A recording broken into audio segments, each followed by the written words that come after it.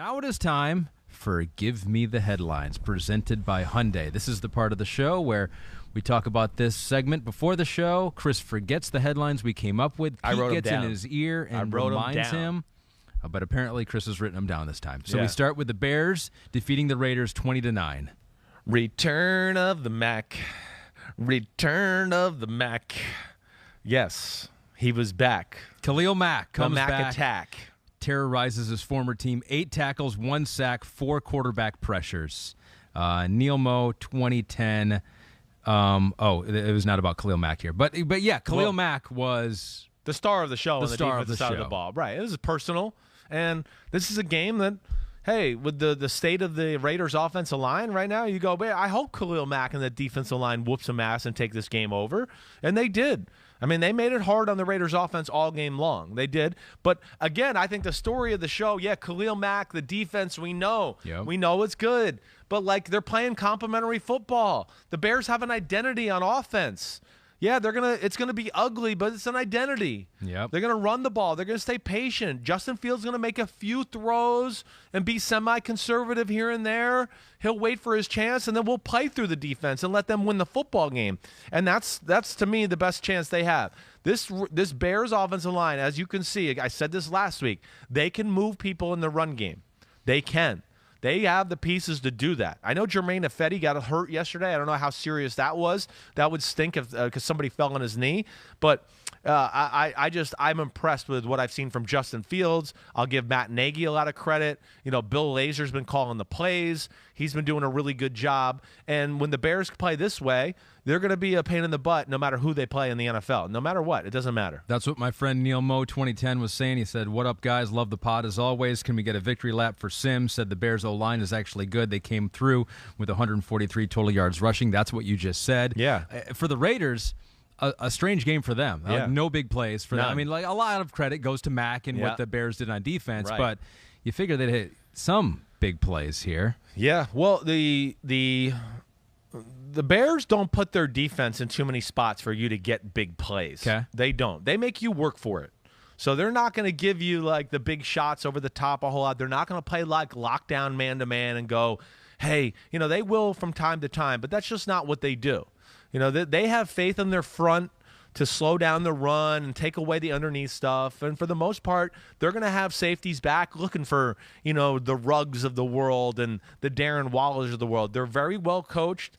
It's a scheme, of course, that Czech Pagano left behind. But, yeah, they got the talent. They got the talent on that side of the ball to compete with anybody. And then, again, like we're seeing, you play complementary football, and it plays into their style of, wait, now we run the ball a little bit. We're keeping the defense off the field. They're fresh when they get back in. It's changed their football team.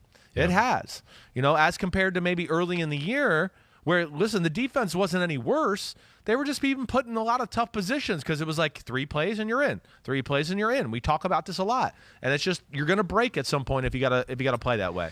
Well, a team that did break on the defensive side was the Miami Dolphins, taking on Tom Brady, who threw for 5 touchdowns, 411 yards, 144.4 passer rating for the 44-year-old. Jeez, 144.4? I don't think so. What's your headline for Buccaneers defeating the Dolphins? Guess who's back?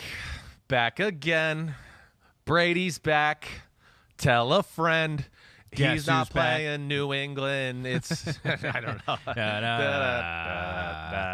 Okay, yeah. Right. I mean that was amazing. What? We're seeing the graphic right here. 411 yards, 5 touchdowns, first career game, and he's played a long time. First career game for Tom Brady with over 400 yards passing and 5 or more touchdowns. I mean that. As much as that's the story of how great Tom Brady was and the big plays and Antonio Brown who got some huge plays and shows the speed and seems like he's back right. and Evans was in there and Fournette got in on the action. Right. It was everything was working for Tampa. Yeah. For me, I'm man, the Dolphins were in the conversation of a playoff team because their defense was going to win them games. Yeah. And that just got torched in this game. It goes back a little bit. Okay, let's visit that topic just for a second because I think your point's real. But it's just a little bit like we talked about with the Bears. I don't look at the Dolphins' defense and go, they're bad. I just go, how many games are we just going to rely on them to just keep us in it? Sure. Oh, offense, at some point you'll do something. So I think they're just worn out. It's a point of there's only, they played good defense against the Colts last week. They had moments against the Raiders early on where they were dominant. The Raiders couldn't do anything, but the offense just is so bad that, again, how long can they hang in there? The same thing with the Bills game the week before. If you go back and watch, they made things hard on Josh Allen and company, but it was just their offense was shitty, turning the ball over, gave them short fields. So I don't think it's as bad as their stats are going to show. Okay, that's the first thing I want to say. Okay, but I am surprised how much man-to-man they played in the freaking football game. And that's where, Tampa's, unstoppable, and Brady's unstoppable that way. First off, Brady, as you've heard me say, is throwing the ball as good as any point he has in his whole career. And then you mentioned Leonard Fournette. See, where they can overpower just about any defensive line in football to a degree to where they can – you want to stand in there and slug it out with us? Miami's on a fast front. They're a big front. And when you're a big front, Tampa seems to move you. That doesn't matter. They've actually had more problems with the Rams and the speed fronts. But then my point is, they keep you just honest enough in the run game and have so many things they do that they make you play man-to-man. And you can't stop them. I mean, they can't be stopped when you play man-to-man. This is when I was watching the game yesterday, and we did a breakdown of this in Football Night in America, and I'm going to take credit for it because I kept going, look, it's man-to-man. It's man-to-man. It's man-to-man. It's man-to-man. You can't match up with them across the board and play man-to-man. I don't care how good your secondary is. It's impossible. It's impossible. Oh, okay, we stopped Evans. Okay, great. Did we stop Godwin? Did we stop Antonio Brown? Yeah. I mean, it's just there's too many things to worry about. They have 3 big-time elite wide receivers, let alone a system that makes sense and goes with it. And then Brady's just when he's got time in the pocket is as good a thrower as anybody in football. Tom Brady's new team gets the victory. Tom Brady's old team got a victory, a lot more hard fought, and Holy had to crap. have a comeback to beat the Houston Texans 25-22. Your headline for that game? Not so special teams, okay? I mean, and that's specifically to the Houston Texans. There were 3 extra points missed too. to begin the game. You're exactly right. Kind of started a trend in the whole day was missed NFL. Extra points. There And was. some We were field sitting there goals watching and, it going, I think at 1 o'clock at one point, there was at one point, I think it was it was 5 out of the 6 touchdowns scored in all the games. 5 out of the 6 missed the extra points. It was really crazy. It was definitely a theme of the day. Strugglesville for New England. I give them a lot of credit for hanging in there. I really do. Some turnovers. Their defense didn't play well early on in the football game. And flicker touchdown made it 22-9. Houston kind of was doing New England stuff to New England, Yep. hey, we'll break out the trick plays. Mm-hmm. And Davis Mills played well. Yes, and then the biggest trick play of them all, you punt it into the back of your own dude's head, is what Houston did, where they punted it into their own lineman. So what were they doing on that play? They were going to fake like they were going for it, and then the guy kind of backed up and wasn't as far back as a punter normally is. Yeah, let's break this down. And just ended up kicking it into the back of the head of his own dude. Yeah, we got to break this down. Really for a was second. the turning point in the game. Their thought's not bad. Okay, that's where the thought's not bad, but you're up 22-9, and it's 4th and 2. They're trying to get a cheap first down, right? Let's try to make New England jump off sides. We'll get a free 5 yards. We'll get the ball and try to close this thing out. But within that, okay, now they kind of bring the punter up, like you said. Yeah, he kind of got in a position where he was in a deep shotgun snap, like a quarterback would be. Right. Then they didn't. They didn't jump off sides. He took a few steps back, but didn't get as deep as normally a punter is. No, he did not. And then punted the ball low, and it went off somebody's helmet. And it's the game was never the same after that. It was never the same. The Patriots did nothing with the ball in that drive. They kick a field goal. Defense does a good job. Patriots get the ball back after 5 or 6 plays. They go down on another ugly 7-play, 47-yard drive. We had to work harder than any team in football to get 47 yards. Totally, yeah. Right? They kick a field goal there. Houston does nothing with the ball once again. And then it's a 7-play, 54-yard drive with just some runs and some short passes, and all of a sudden you got a 22-22 football game. Yep. So, it's a little bit of a class in how to blow a game if you're the Houston Texans. And it was grinding for New England at the end of the game, and they got the ball with the game tied at 22 with 7:15 to play. They ran 7 minutes off the clock, a 15-play, 84-yard drive to set up the game-winning field goal with 15 seconds left. And they were able to do a lot of that, the running, without 4 of their 5 starters on the offensive line. That's amazing. We got a question here from Abraham Akue. Says, damn okay, and self-scout thyself. So the combo. Whoa. We got a combo right here. Both for Davis Mills. A certain someone said he's probably a backup, is not as talented as Mac Jones. From what I saw, he's just as skilled as Mac, if not more. Take on Abraham here in his thoughts. Yeah, no, I don't think that at all. I don't. I mean, again, Davis Mills had a really good day yesterday. They had a good game plan. He certainly made plays. Again, I don't see the amount of high-level throws from Davis Mills throughout the year. Yeah, yesterday, he really outplayed Mac Jones. I'm not going to, deny that. I'm not. But I don't think he's on the same level. No, I don't. Mac Jones, too, in a lot of ways, you could sit here and go, Davis Mills had to have more weapons than Mac Jones. I don't know what else to tell you. I mean, Mac Jones doesn't have Brandon Cooks on his team. I don't even know if he's got anybody that runs as fast as Chris Conley on his team. So there's that aspect too. Houston's offense is good. Davis Mills does some good things, but to that point, I just want to go. Mac Jones hasn't done some of the crappy shit that Davis Mills has done the last game. You want to go back to Buffalo? You want to go back to the Carolina Panther game, where I know the Carolina Panther game on Thursday night, it looks okay.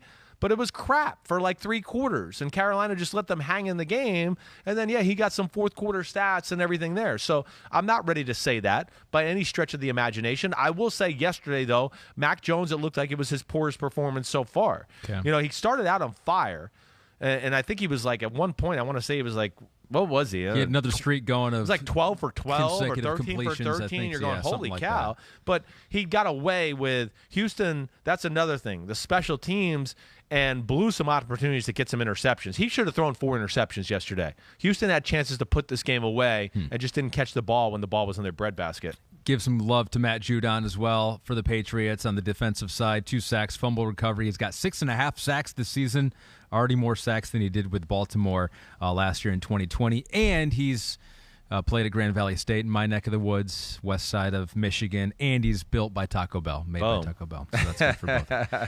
One more game to talk about. Yeah. Titans defeat the Jaguars 37-19. Your headline is grinding.